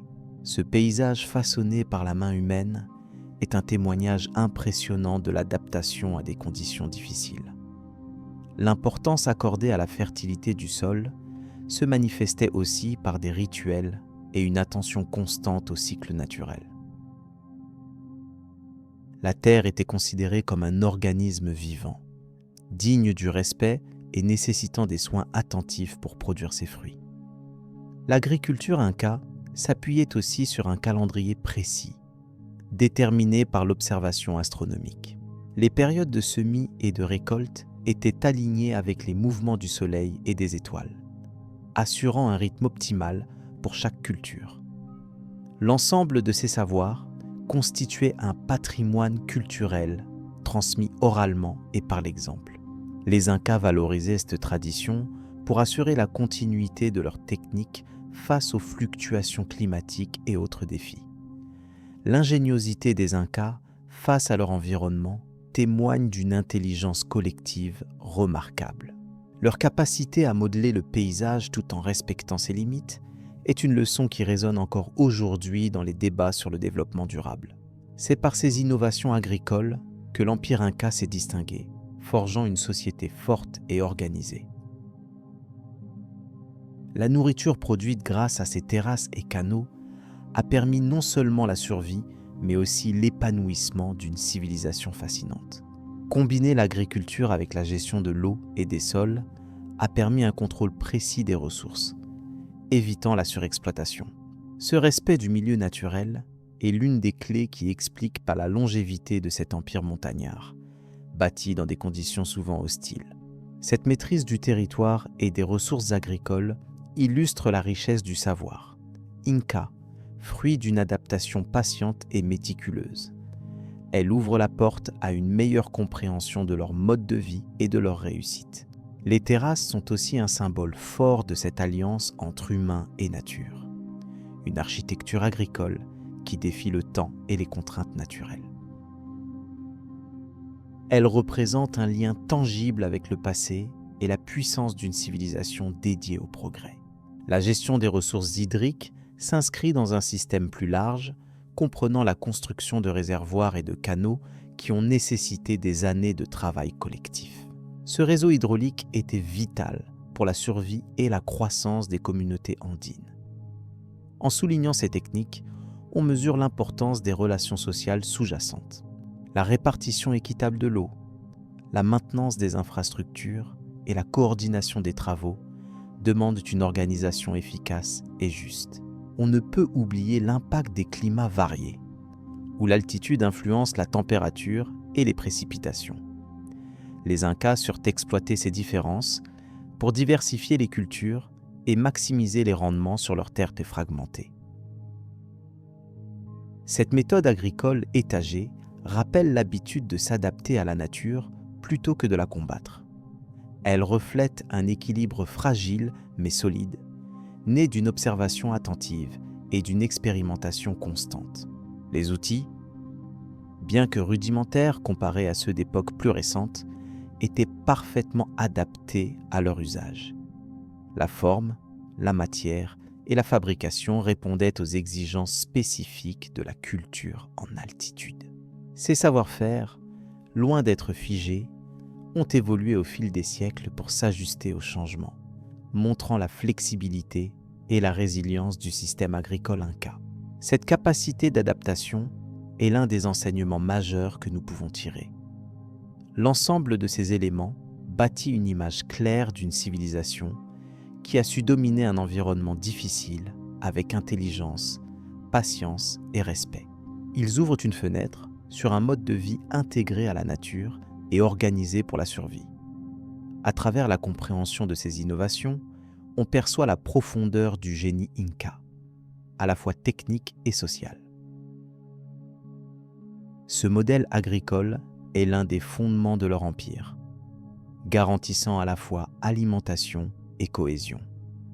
Ce savoir-faire déployé dans les Andes influence encore aujourd'hui les pratiques agricoles dans plusieurs régions d'Amérique du Sud. Son étude inspire des projets visant à concilier production locale et durabilité. Alors que nous explorons ces techniques, nous nous préparons à aborder un autre aspect fascinant de la civilisation inca, celui de leur construction monumentale, témoin de leur pouvoir et de leurs croyances profondes. Les avancées en ingénierie et construction. Bienvenue dans ce voyage au cœur des savoirs anciens de l'Empire inca. L'ingénierie et la construction occupaient une place cruciale dans cette civilisation florissante qui régnait sur des territoires montagneux difficiles d'accès.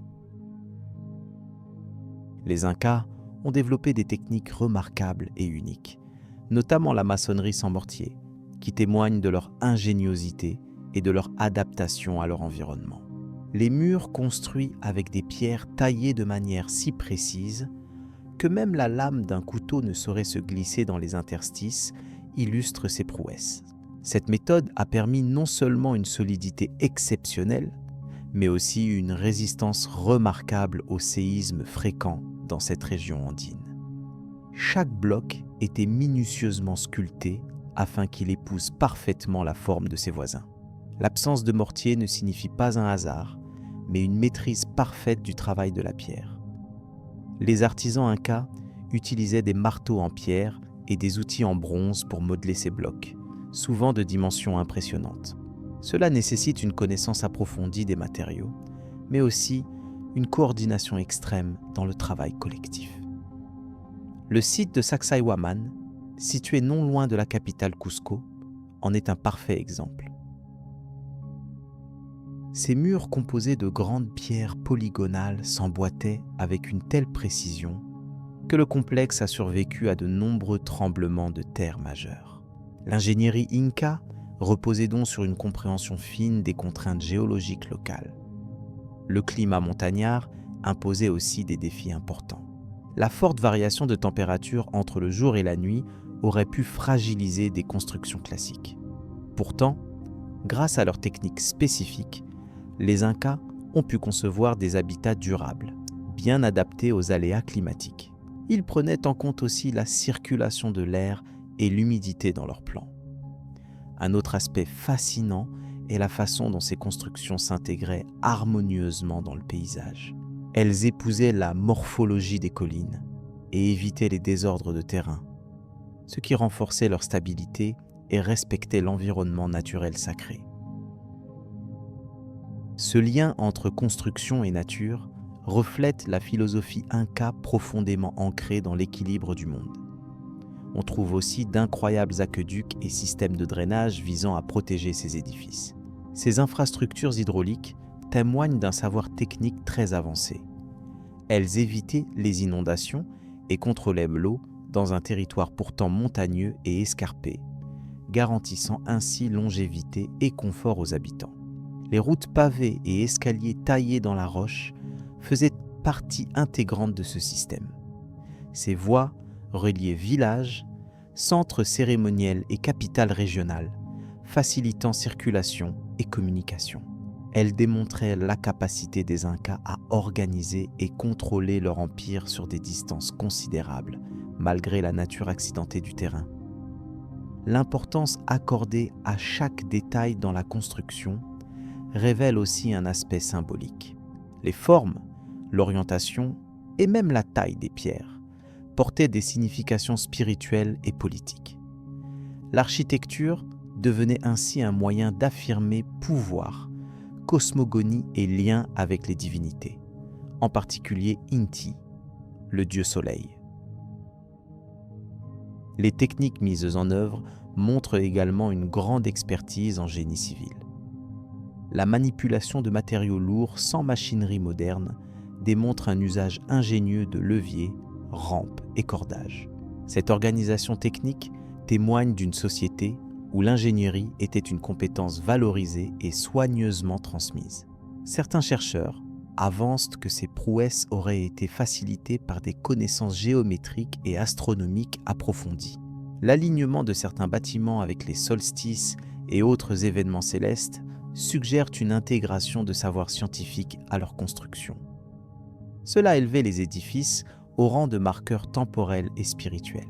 L'artisan Eshuka, dont le nom se transmet dans des récits de villages andins, est souvent cité comme une figure emblématique des tailleurs de pierre incas. Sa patience et précision légendaires auraient contribué à la réalisation de nombreux monuments, illustrant l'importance de l'expertise individuelle dans la réussite collective. Les savoir-faire étaient jalousement gardés et enseignés de génération en génération. Cette maîtrise technique s'accompagnait aussi d'une logistique sophistiquée. L'extraction et le transport des pierres, parfois énormes, demandaient coordination et main-d'œuvre considérable. Cela impliquait une bonne organisation sociale, avec des communautés dédiées à différents stades du travail, du choix des carrières à la finition des blocs. Au-delà de la solidité, les constructions furent pensées pour durer et impressionner. La durabilité des ouvrages incas est visible encore aujourd'hui, ce qui témoigne du génie architectural. Leur longévité permet d'étudier ces vestiges précieux et d'admirer le savoir-faire de ces bâtisseurs exceptionnels. Il est remarquable que ce style unique, basé sur une adaptation parfaite au terrain, se soit imposé sur une vaste zone couvrant plusieurs milliers de kilomètres carrés. Cela prouve également un échange continu d'informations et de techniques entre les différentes provinces de l'Empire, assurant cohérence et uniformité dans l'architecture. Outre les structures défensives, les palais, temples et places publiques bénéficiaient de ces avancées. Les Incas ont su conjuguer fonctionnalité, esthétique et symbolisme dans leurs choix architecturaux. Ces lieux intenses en signification continuaient à jouer un rôle central dans la vie politique et religieuse. Les temples dédiés au soleil, comme celui de Coricancha à Cusco, témoignent de cette union entre ingénierie et spiritualité. Construits dans la tradition de la maçonnerie fine, ils abritaient des objets en or et servaient de centre cérémoniel majeur. Leur architecture reflétait ainsi à la fois richesse matérielle et engagement religieux profond. La complexité technique de ces constructions oblige à repenser les idées reçues sur les civilisations précolombiennes. Les Incas ne furent pas seulement des guerriers ou agriculteurs, mais aussi des ingénieurs avant-gardistes capables d'adapter la nature à leurs besoins et croyances avec un haut niveau d'excellence. L'étude des techniques de maçonnerie sans mortier a révélé que la parfaite harmonie entre les pierres permettait une flexibilité qui absorbait les chocs sismiques. Cette compréhension intuitive des propriétés physiques du terrain est un des plus grands legs de l'ingénierie inca. Aucun autre peuple de la région n'a atteint un tel degré de sophistication. Enfin, cette histoire invite à la réflexion sur l'interaction entre culture, environnement et technologie. En anticipant les défis géographiques et climatiques, les Incas ont conçu des structures durables, fonctionnelles et emblématiques, montrant que l'ingéniosité humaine ne connaît pas de limites. Ainsi, en observant ces constructions centenaires, on perçoit non seulement la force des techniques utilisées, mais aussi la vision globale qui guidait ces bâtisseurs. Cette vision était celle d'un monde interconnecté où chaque pierre posée contribuait à la pérennité du lien entre humain, nature et divin, nous préparant à découvrir les trésors qui reposent dans leurs temples et leurs cités. Le système de communication est l'équipus. Au cœur de l'immense empire inca, la communication était une préoccupation vitale pour maintenir ordre et cohésion. Les vastes territoires, s'étendant à travers des montagnes abruptes et des vallées profondes, rendaient les échanges d'informations particulièrement complexes. Pourtant, les Incas mirent au point des dispositifs ingénieux qui leur permirent d'administrer ce vaste espace.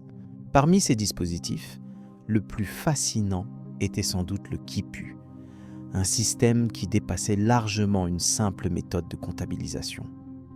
Ce système, fondé sur des cordelettes nouées, jouait un rôle central dans l'organisation de l'Empire. Le quipu se composait de plusieurs fils suspendus, chacun d'eux présentant des nœuds à intervalles précis. Contrairement à ce que l'on pourrait penser, ces nœuds n'étaient pas des marques aléatoires, mais codaient une information chiffrée. La position des nœuds, leur nombre et la couleur des corps de lettres constituaient un langage complexe que seuls les spécialistes appelés Quipucamayok étaient capables d'interpréter. Ce savoir était jalousement conservé car il représentait la clé de la gestion économique et administrative de l'Empire. Chaque quipu avait une fonction précise dans l'appareil inca. Certains servaient à comptabiliser le bétail, d'autres les stocks de nourriture ou le nombre d'habitants dans une région. En outre, il existait des quipus plus complexes réservés à enregistrer des données liées à la production textile, aux constructions ou encore à la géographie des territoires conquis. Par exemple, on sait que les quipus pouvaient décrire des ressources naturelles de zones éloignées, facilitant ainsi les décisions logistiques de l'élite dirigeante. Les Quipucamayok, qui étaient souvent des prêtres ou des fonctionnaires instruits, jouaient un rôle crucial dans l'Empire. Ils avaient, en suivant leur formation, la capacité de décoder et de créer ces outils, assurant la transmission fidèle de l'information entre les provinces. L'apprentissage de leur art passait par de longues années d'initiation. Ce système sophistiqué leur permettait de garder un suivi précis des tribus versées par les peuples soumis au Sapa Inca, garantissant ainsi la stabilité économique et politique. Outre les quipus, les Incas utilisaient un réseau de messagers appelé chasqui. Ces courriers d'élite, entraînés à parcourir d'interminables distances à pied, avaient pour mission de transmettre les messages entre les différentes parties de l'Empire. Leur endurance et leur rapidité étaient légendaires. Chaque chasqui pouvait transmettre un message via un système de relais, permettant ainsi une propagation efficace des ordres du souverain dans un délai relativement court. Ce réseau humain constituait une autre forme essentielle de communication qui complétait l'usage des quipus. La combinaison du quipu et de ce système de messagerie humaine formait un outil puissant qui permit au Sapa Inca de gouverner de manière centralisée une population estimée à plusieurs millions de personnes. Le contrôle administratif était alors d'une précision remarquable, notamment en ce qui concernait la collecte des impôts, la mobilisation des forces armées et même l'organisation des grands travaux publics. Cette sophistication témoignait du niveau élevé de développement technologique et administratif atteint par la civilisation Inca. Les quipus ont intrigué de nombreux chercheurs modernes. Plusieurs tentatives de déchiffrement ont mis en lumière la complexité de ce langage codé. Si une partie des quipus semble purement numérique, d'autres exemples indiquent qu'ils pourraient contenir des informations narratives ou historiques. Cette hypothèse soulève la possibilité que les Incas disposaient d'une forme de registre écrit indirect, bien différente des systèmes alphabétiques connus ailleurs dans le monde. Il convient aussi de noter que les couleurs des cordelettes dans les quipus ne sont pas anodines. Chaque teinte pouvait symboliser différentes catégories ou catégories d'objets ou de personnes. Par exemple, le rouge pouvait être associé au sang ou à la guerre, le blanc à la paix ou aux biens agricoles, tandis que le noir pouvait désigner des relations ou des proches. Cette codification complexe enrichit encore davantage la richesse de ce système de communication. Les quipus n'étaient pas seulement des instruments utilitaires, ils portaient aussi une dimension culturelle et rituelle. Ils étaient souvent conservés avec soin lors des cérémonies en l'honneur des dieux et du soleil, représentant un lien tangible entre l'ordre terrestre et céleste. Cette double fonction renforçait la légitimité du pouvoir des Incas, qui étaient considérés comme les fils du soleil. En ce sens, les quipus incarnaient aussi une forme de mémoire sacrée de l'Empire. La surveillance et la transmission des quipus étaient centralisées dans des centres administratifs clés comme Cusco, la capitale impériale. Ces lieux abritaient des archives impressionnantes, tenues par des équipes de Quipucamayok dévoués. Les textes oraux étaient ainsi complétés par ces données consignées, assurant une continuité administrative malgré l'absence d'écriture conventionnelle. Ce mécanisme illustre l'ingéniosité des Incas qui surtiraient le meilleur parti de leurs ressources cognitives. Les témoignages des chroniqueurs espagnols au cours de la conquête donnent un aperçu précieux des pratiques incas. Ils décrivirent les quipus avec fascination, les comparant parfois à des objets magiques capables de contenir toutes sortes de savoirs. Cependant, l'incapacité des conquérants à comprendre pleinement ce système a conduit à une perte partielle du savoir. Aujourd'hui, les quipus continuent d'être un sujet de recherche important pour les historiens et les linguistes. La disparition partielle de ce système fait partie des nombreuses tragédies liées à la colonisation. Pourtant, plusieurs communautés andines perpétuent encore les connaissances ancestrales autour des quipus, transmettant oralement les traditions des anciens. Cette résilience culturelle souligne la force et la vitalité des cultures originelles face aux défis du temps et des changements historiques. Le quipu n'est donc pas seulement un vestige poussiéreux, mais un symbole vivant de l'ingéniosité inca.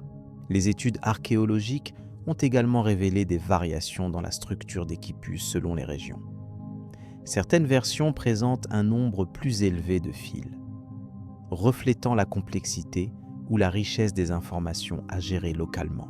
D'autres variantes régionales témoignent d'une adaptation à des besoins spécifiques, ce qui montre l'existence d'une certaine flexibilité dans ce système strict. Cette diversité révèle la capacité des Incas à gérer un empire hétérogène par des outils adaptés. Dans la vision globale de l'empire, les quipus et les réseaux de chasqui illustraient la complémentarité entre mémoire matérielle et mémoire humaine. Alors que les cordelettes retenaient les chiffres et codes précis, les messagers véhiculaient les éléments plus narratifs et sensibles. Cette synergie mettait en valeur une organisation sociale performante et une communication fluide à travers des territoires parfois inhospitaliers. Le succès politique et militaire des Incas s'en trouva renforcé. Par ailleurs, certains spécialistes avancent que les quipus pourraient avoir servi à des usages moins connus, comme la gestion des calendriers agricoles ou religieux. À travers les nœuds ajustés au cycle saisonnier, ils auraient pu indiquer les moments propices pour les semailles ou les récoltes. De ce fait, les quipus participaient directement à l'harmonie entre l'homme et la nature, un élément central dans la culture andine. Enfin, il est notable que ce système fascinant soulève encore plus de questions que de réponses. Malgré les efforts passionnés des chercheurs, la compréhension complète des quipus reste partielle. Chaque découverte vient enrichir notre connaissance tout en ouvrant de nouvelles pistes d'interprétation. Ainsi, la fascination pour ces nœuds colorés ne faiblit pas, témoignant de la richesse encore cachée de l'empire des Incas. À mesure que l'on découvre davantage les subtilités de ce système, on réalise combien il incarnait un équilibre parfait entre simplicité matérielle et sophistication intellectuelle. Les quipus étaient à la fois un code technique et un héritage culturel transmis de génération en génération. Ce secret bien gardé de l'histoire inca nous invite à réfléchir à la diversité des formes que peut prendre la communication humaine, bien au-delà des alphabets classiques. C'est dans cette lumière que l'on peut envisager la suite de notre exploration, en découvrant comment cet empire péruvien a façonné ces grands monuments et temples. Ces constructions, tout aussi impressionnantes que les quipus, sont une autre expression de son génie civil et spirituel. Elles incarnent la foi des Incas dans le cosmos et dans le pouvoir du soleil, un élément désormais central dans notre récit. Vie quotidienne et coutumes Inca.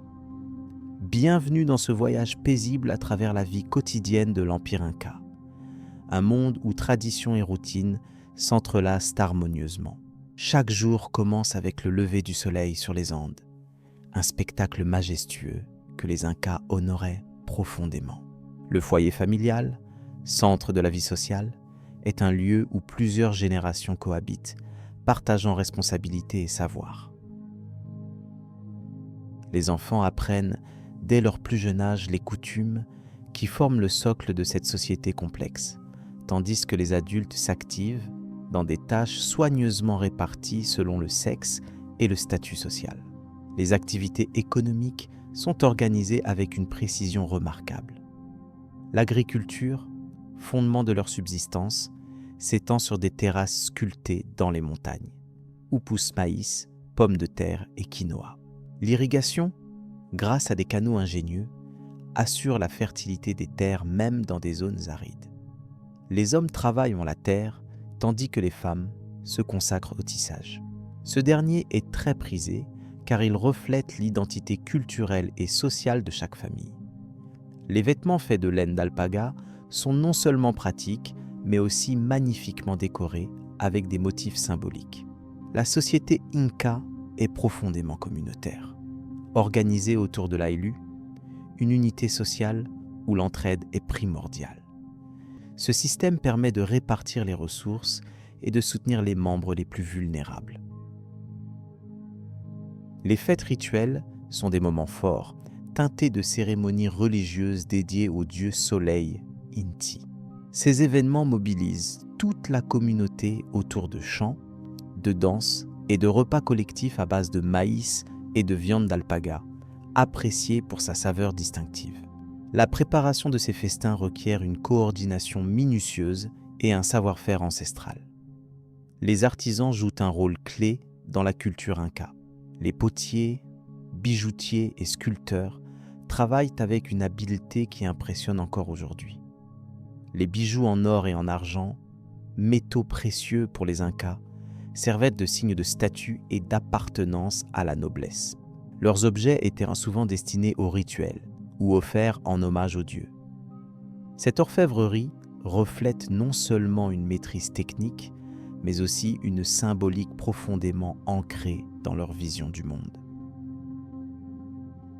Dans chaque demeure, la spiritualité imprègne les gestes quotidiens. Les Incas vénéraient non seulement le soleil, mais aussi d'autres éléments naturels comme la terre-mère Pachamama. Les offrandes, souvent simples mais sincères, accompagnaient les activités afin d'assurer la prospérité et l'équilibre. Cette relation avec la nature forgeait un mode de vie respectueux de l'environnement et de ses cycles, un aspect essentiel qui contribuait à la durabilité de leur civilisation. La communication au sein de l'Empire utilisait un système unique, le quipu, constitué de cordelettes nouées qui transmettaient des informations quantitatives. Bien que dépourvu d'écriture, ce dispositif permettait de gérer avec précision les ressources et de relater des événements importants. Les messagers, appelés chasqui, couraient sur de longues distances pour transmettre ces messages, reliant ainsi efficacement les parties éloignées de l'Empire. La cuisine inca révèle une diversité étonnante malgré les contraintes géographiques. Les recettes incluaient des tubercules, légumes et fruits montagnards, montrant une connaissance approfondie des produits locaux. Les techniques de conservation comme le séchage et la fumaison permettaient de stocker la nourriture pendant les saisons difficiles. Ces pratiques assuraient la stabilité alimentaire indispensable à la cohésion sociale et au bon fonctionnement de l'État. Les enfants étaient éduqués non seulement dans les savoirs pratiques, mais aussi dans le respect des valeurs incas. L'apprentissage passait par l'observation, la répétition et la participation aux tâches quotidiennes. Les contes et les mythes, transmis oralement, enseignaient la morale et l'histoire de l'Empire, renforçant le sentiment d'appartenance à une communauté plus vaste. Les jeunes étaient ainsi préparés à prendre leur rôle dans la société, qu'ils soient agricoles, militaires ou administratifs. La médecine traditionnelle inca s'appuyait largement sur les plantes médicinales des Andes. Les guérisseurs, appelés curanderos, employaient ces remèdes naturels pour traiter blessures et maladies. Leur savoir combinait observation empirique et croyances spirituelles, garantissant une approche holistique de la santé. Ces pratiques témoignent d'un profond respect pour l'harmonie entre le corps, l'esprit et l'environnement. Le système de travail collectif, la mita, rythmait la vie des Incas. Chaque individu contribuait selon ses capacités à l'entretien des infrastructures et aux projets d'envergure, comme la construction de routes et de temples. Ce service civique était essentiel à la cohésion de l'Empire et nourrissait un sentiment de fierté collective. La participation à ces travaux renforçait également les liens sociaux entre les différentes communautés. La musique occupait une place importante dans la vie inca. Instruments à vent, comme la flûte et percussions, rythmaient les cérémonies et les fêtes, créant une atmosphère immersive. Ces moments musicaux favorisaient la communication entre les vivants et les dieux, participant au maintien de l'équilibre cosmique que les Incas cherchaient à préserver. La transmission orale de ces traditions musicales est une preuve de la richesse culturelle qui s'est perpétuée malgré les siècles. La chasse et la pêche complétaient l'alimentation. Les lamas, élevés pour leur laine et comme bêtes de somme, jouaient aussi un rôle économique crucial. Leur viande constituait un apport protéique apprécié lors des jours de fête. Ces activités témoignent de l'adaptabilité des Incas, qui exploitaient judicieusement les ressources de leur environnement montagnard souvent hostile. Dans cette société, les femmes occupaient une place définie mais essentielle. Elles pouvaient accéder à des rôles spirituels et artisanaux importants. Certaines devenaient prêtresses ou tisserandes de renom, transmettant un savoir-faire précieux. Leur travail manuel et leur rôle dans l'éducation contribuaient à maintenir la stabilité familiale et communautaire. Les échanges commerciaux, bien que contrôlés par l'État, favorisaient la circulation des biens à travers l'Empire. Les marchés locaux permettaient aux habitants d'acquérir des articles rares, tandis que les routes incas, impressionnantes par leur étendue, facilitaient ces échanges. Ces infrastructures témoignent d'une organisation avancée et d'un souci constant d'efficacité. Les rites funéraires reflétaient la conception que les Incas avaient de la vie et de la mort. Les défunts étaient souvent momifiés ou enterrés avec des offrandes, afin d'accompagner leur âme dans l'au-delà. Ces pratiques soulignent l'importance accordée à la continuité et à la mémoire des ancêtres, piliers du lien social et spirituel. L'éducation des élites incas incluait l'apprentissage de la langue quechua, des mathématiques et de l'histoire. Cela permettait aux futurs administrateurs de maîtriser la gestion complexe de ce vaste empire. Le développement intellectuel était ainsi valorisé et contribuait à une administration efficace et centralisée. Les relations entre les différentes ethnies intégrées à l'empire étaient régulées par des politiques d'assimilation et de respect des traditions locales. Cette coexistence délicate garantissait une certaine harmonie malgré la diversité. Les Incas savaient adapter leur système pour intégrer les différences culturelles sans compromettre l'unité de l'État. Les infrastructures publiques, comme les aqueducs et les bains, témoignent de la priorité donnée au bien-être collectif. Leur construction sollicitait les ressources et les compétences de nombreux travailleurs, illustrant la capacité d'organisation remarquable de l'Empire. Ces installations réaffirmaient aussi le rôle central de l'État dans la vie quotidienne. Les festivités annuelles rythmaient le calendrier inca. Des célébrations telles que l'Inti Raymi marquaient le solstice d'hiver, moment sacré dédié au dieu soleil. Elles mobilisaient une multitude de participants venus de toutes les régions, unissant l'Empire dans une expression commune de foi et d'identité. L'art oratoire et la tradition orale permettaient de transmettre les lois et les récits fondateurs.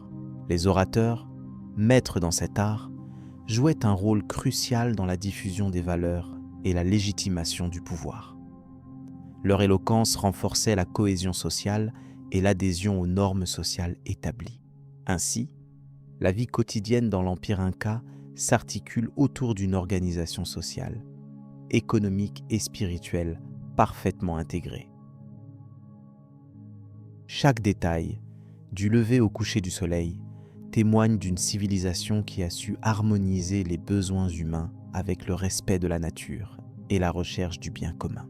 Cette immersion nous prépare désormais à explorer les temples grandioses et les mystères sacrés qui jalonnent la route du soleil. Un voyage où le tangible et le sacré ne font qu'un. Le déclin de l'empire Inca. Au moment où les conquistadors espagnols arrivent sur la côte péruvienne en 1532, l'empire Inca est déjà fragilisé. Francisco Pizarro, à la tête de quelques centaines d'hommes, profite habilement de cette division en jouant sur les rivalités internes. Il capture Atahualpa lors de la célèbre bataille de Cajamarca, exploitant la surprise et la supériorité des armes à feu et des chevaux, inconnus des Incas. L'enlèvement de l'empereur suscite un choc immense au sein du peuple Inca. Malgré le versement d'une énorme rançon en or et en argent, Atahualpa est exécuté. Cet événement marque un tournant radical, où la domination espagnole s'installe progressivement, car sans leur leader légitime, les Incas perdent leur cohésion. Les conflits internes reprennent, affaiblissant davantage la résistance contre les envahisseurs.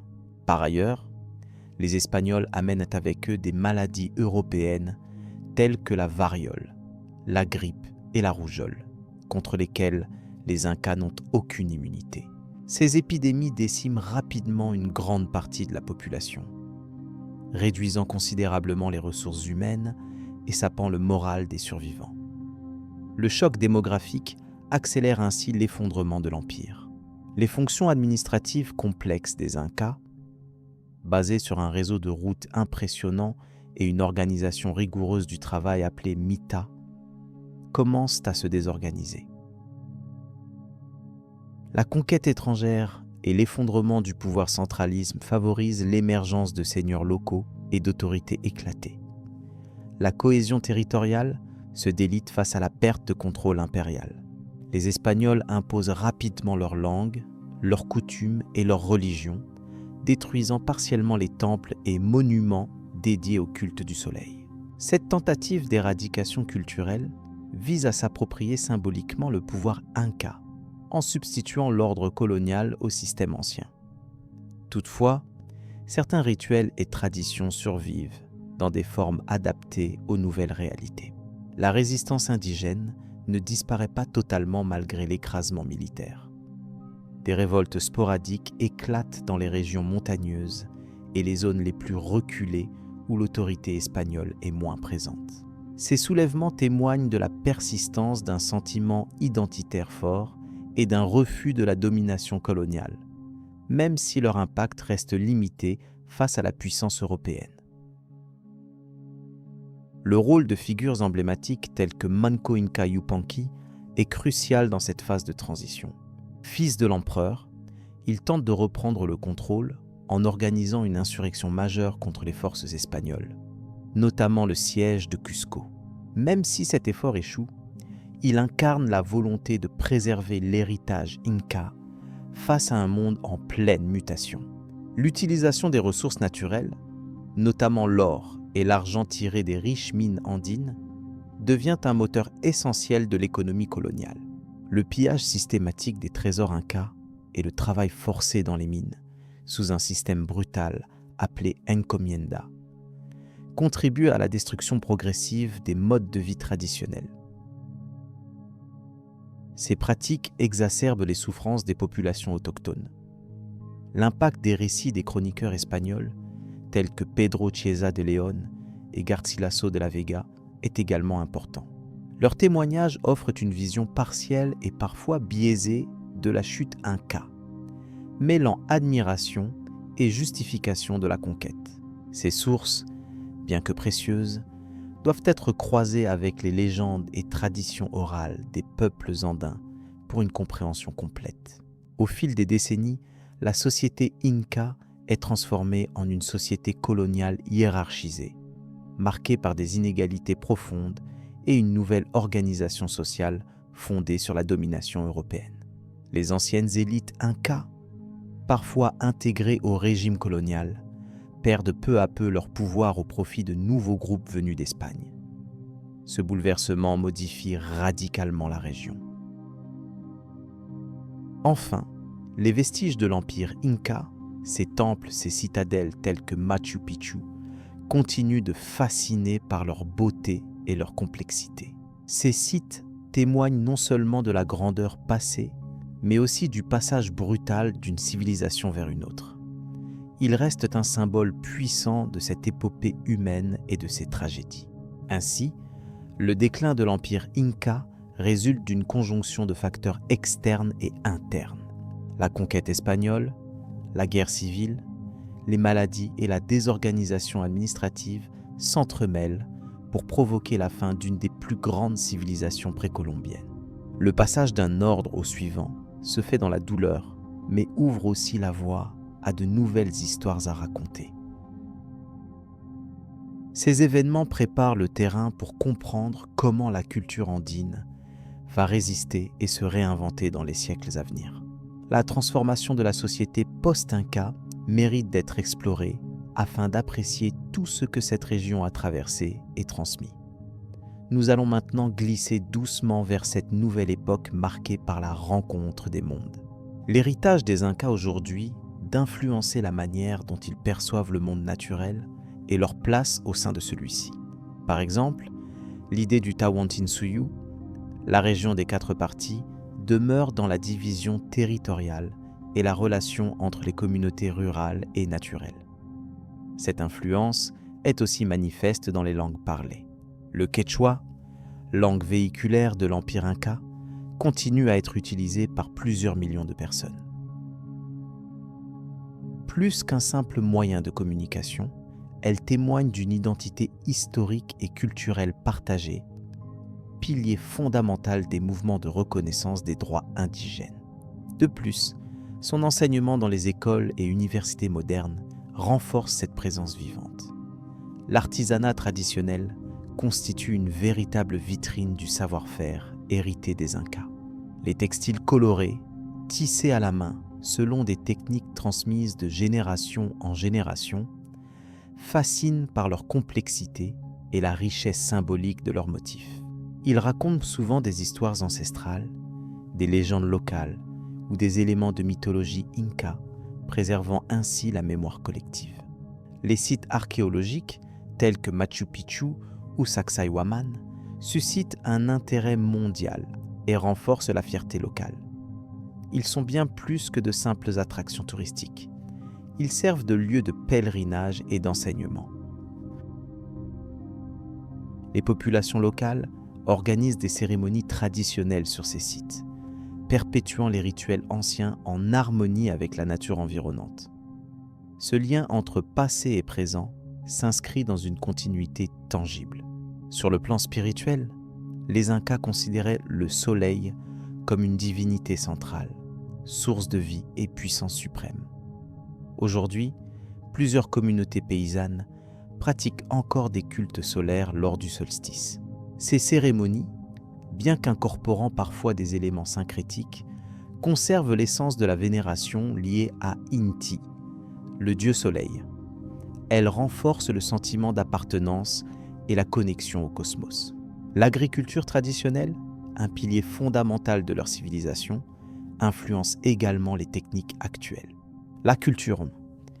En terrasse, les systèmes d'irrigation ingénieux et la sélection de variétés anciennes de pommes de terre et de maïs démontrent une adaptation remarquable aux conditions géographiques et climatiques. Cette agroécologie ancestrale est étudiée et valorisée par les agronomes modernes qui y voient des modèles durables.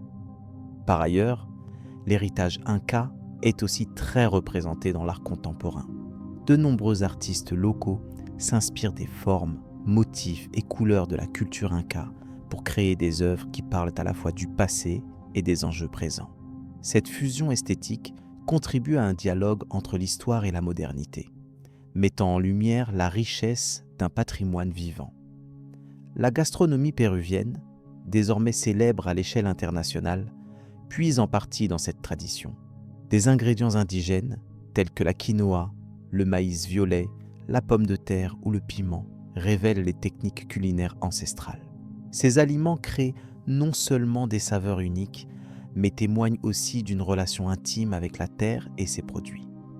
la diffusion de cette cuisine valorise l'identité culturelle.